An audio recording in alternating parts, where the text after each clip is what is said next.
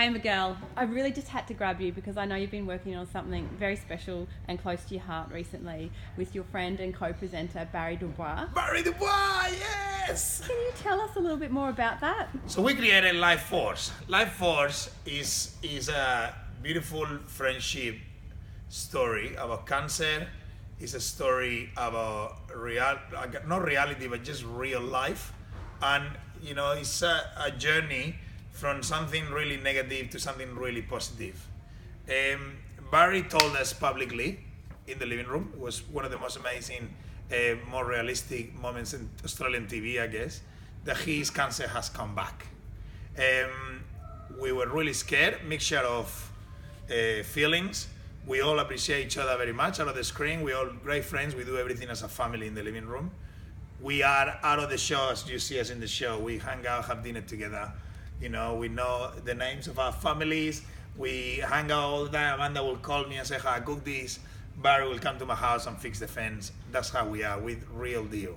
So he told us he wasn't well, and we're trying to find a positive spin in something really negative. That's what Barry is very good at. Barry is amazing at finding always something really good, even in the bad. So we come up with this amazing idea. In the Chris O'Brien Lifehouse, it's a fascinating place when they're treating people with different cancers. Judy Lacey was the main doctor, or the head of oncology up there, and we have involved people like Merriam Finley, the head of nutrition and cancer research. So we come up with this idea: what if I write recipes when Barry is not feeling well? Because everybody, you know, when I went to see Barry, it's a lot of the bad energy it creates in the room when people is feeling, you know, it's this really bad feeling of everyone, because nobody's talking about it. People come with the flowers, everybody's feeling sorry for each other. I'm not that kind of guy, and Barry's not like that either. So what if I instead of bringing flowers, I bring some food, and we all sit down and eat it, and we talk about how we cooked it? Because everybody cooks food and everybody eats it.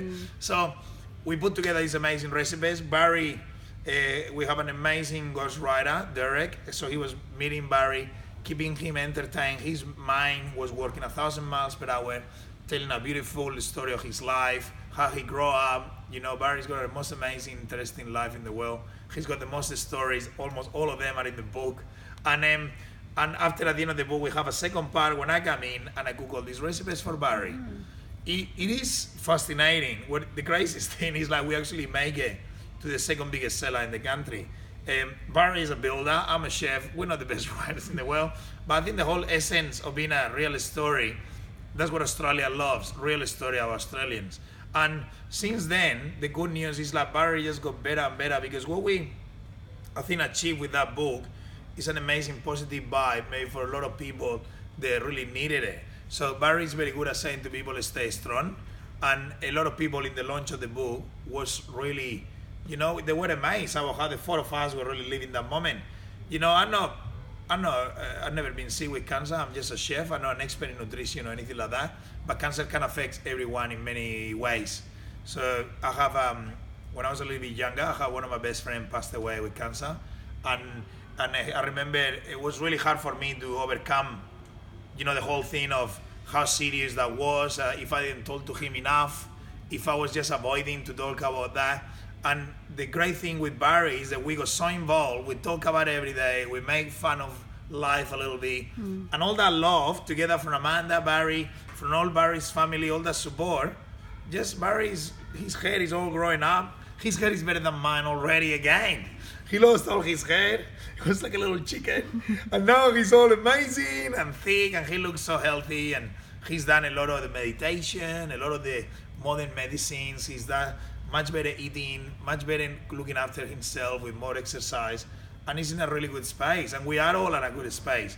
So LifeForce is what the real meaning of the word. Like, I guess, you know, a story of friendship and a story of how, you know, love is actually the best ingredient in life. Everything else, you know, all the paprika and all the saffron, they're very good too. But the love was what actually got very good. And, you know, it's a book out there. You can have a look.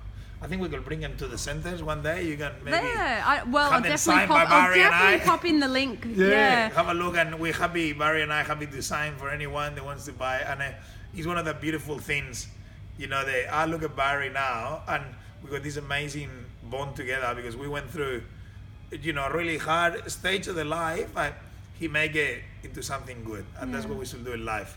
Turn everything into something good. Yeah, so it sounds like it was a real learning experience for you too. Amazing. I was working with the most qualified people in Australia. I know our flavors, I know our potatoes, I know how to make a really good paella, I know how to cook a delicious muffin, but I was working in a room with the most advanced and amazing, you know, nutritionists and doctors. And I remember call Barry in the middle of the night. It was 3 a.m. because we didn't have much time to launch the book. So we were working against the clock. So I'll be in my computer. I'm the worst person typing things in the computer. It'll take me 6 hours to write like an email. And I was writing there all these recipes and all these questions and emails from all these amazing people keep popping in. Miguel, can we put this instead of that? And can we do this instead of this? And, you know, it was very overwhelming. Sometimes I call Barry on the phone and say, Barry, all these people are calling me. I've never been part of something so real and authentic, you know, and I guess the people could see that. That's why the success of the book. Yeah, what an amazing thing you guys have done. Yeah. Thanks, Miguel, for sharing that with us. Pleasure.